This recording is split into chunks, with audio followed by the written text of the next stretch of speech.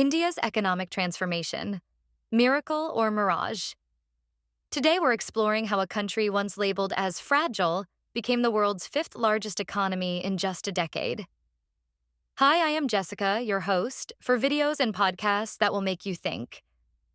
Please subscribe to our channel and share our content if you really love them. Today we are going to have a conversation on this topic with Biswadeep. Biswadeep is in the IT industry for over 18 years. However, he has acute interest in India's progress. He keeps a track of statistics at a macro and micro level. Biswadeep also is certified by Harvard Business Review for its Leading in the Digital Age program. He likes to call himself a humble student of leadership, and he believes that Narendra Modi has proved himself to be independent India's most successful prime minister till date. Hi, Bis. Welcome once again for yet another episode. We are proving to be quite a good team. Hi, Jessica. Thanks for having me in this podcast. Well, you are spot on. Great teamwork creates great shows. Absolutely. So, Bis, what's happening with India? Out of nowhere, you guys are now the talk of the town. I mean, no offense, but Indians had great reputation in academics, spiritualism, science, and medical fields. But as a country, the kind of attention India is getting globally. Gosh. So, Bis, that's quite a turnaround. What sparked this dramatic change? Well, it all starts with some bold economic reforms under Prime Minister Modi. There is no one or two things I can talk about here. To start with, let's say the introduction of the Goods and Services Tax, or GST, completely overhauled India's complex tax system. They also implemented the Insolvency and Bankruptcy Code, making it easier to do business in India. Those sound like significant changes. How did they impact the economy in real terms? The results have been nothing short of impressive. India has maintained high GDP growth rates even in the face of global challenges like the COVID-19 pandemic and the Russia-Ukraine war. In fact, India has climbed from being the 10th largest economy in 2014 to the 5th largest in 2024. That's big. Wow, that's quite a leap. It reminds me of India's economic reforms in 1991. How did these compare? That's an interesting parallel. Both were significant turning points in India's economic history. However, the context is very different. The 1991 reforms were largely in response to a self-created crisis, while Modi's reforms have helped India navigate global challenges. The kind of crisis India faced in 1991 is not unique to any particular country. Many countries have faced that kind of situation, and IMF had to bail them out or support them. However, COVID-19 was a totally unique challenge for the whole world. Few developed countries are still struggling with their economy as we speak, since they did not anticipate the supply crisis that will hit the world. India was lucky that they had a strong visionary leader, or else I really don't know whether we would have been talking about this in this podcast. So if we're looking at global challenges, how has India's digital transformation played into all of this? That's a great question. The Digital India Initiative has been a game changer. It's dramatically increased financial inclusion and efficiency across the country. Digital payments have become widespread, even in rural areas. This has had a profound impact on reducing corruption and increasing transparency in financial transactions. I also must mention that when digital payment system like UPI was being introduced in our parliament, highly educated economists, ex-ministers, and opposition called it a sure failure and even went on to mock it. Well, now if you look back, it's a success story, and it was only possible due to the conviction and determination of the PM. That's fascinating. But surely physical infrastructure is still important in a country as vast as India? Absolutely. The Modi government has made massive investments in infrastructure. We're talking roads, railways, airports, you name it. They've also focused on building smart cities and improving urban infrastructure. This has not only created jobs, but also improved connectivity across the country, which is crucial for economic growth. That must have created a lot of opportunities. How has this affected poverty levels in India? Well, the impact has been substantial. An estimated 25 crore Indians, that's 250 million people, have been lifted out of poverty between 2014 and 2024. It's an astounding number that represents a huge improvement in quality of life for millions of people. However, I must say that India has to keep doing this and not rest on its laurels since we still have large number of people living in poverty. Wow. Wow. Wow. Those figures are truly mind boggling. How about healthcare and education? Have they seen similar improvements? Absolutely. Let me give you some concrete examples. Before 2014, India had only 7 AIMS, All India Institutes of Medical Sciences, that were built in almost 70 years. In the last 10 years, that number has gone up to 23. That's 16 new AIMS in just a decade. Similarly, the number of medical colleges has increased from 387 to 706 in the same period. The trend is the same when it comes to building IIT and IIM. That's a significant increase. How does this tie into India's broader development strategy? It's all part of a holistic and, more importantly, long term approach to development. I have observed that this Modi government does not take a lot of short term gain decisions, and that's why sometimes they face heavy criticism when results are not showing immediately. But I think PM Modi knows what is coming and thus absorbs all the bullets during crisis. By investing in education and healthcare, India is not only improving the quality of life for its citizens, but also building a skilled workforce that can drive future economic growth. And this ties into another important aspect: India's push into renewable energy. Oh, yes? Tell me more about that. Well, India has reached a renewable energy capacity of 200 gigawatts, which is not only good for the environment but also positions India as a leader in sustainable development.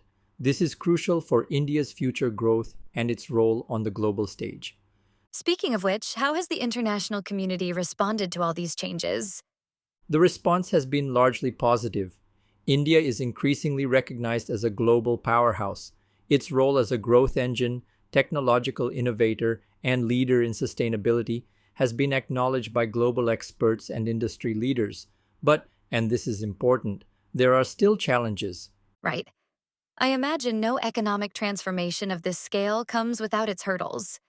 What are some of the ongoing issues? You're absolutely right.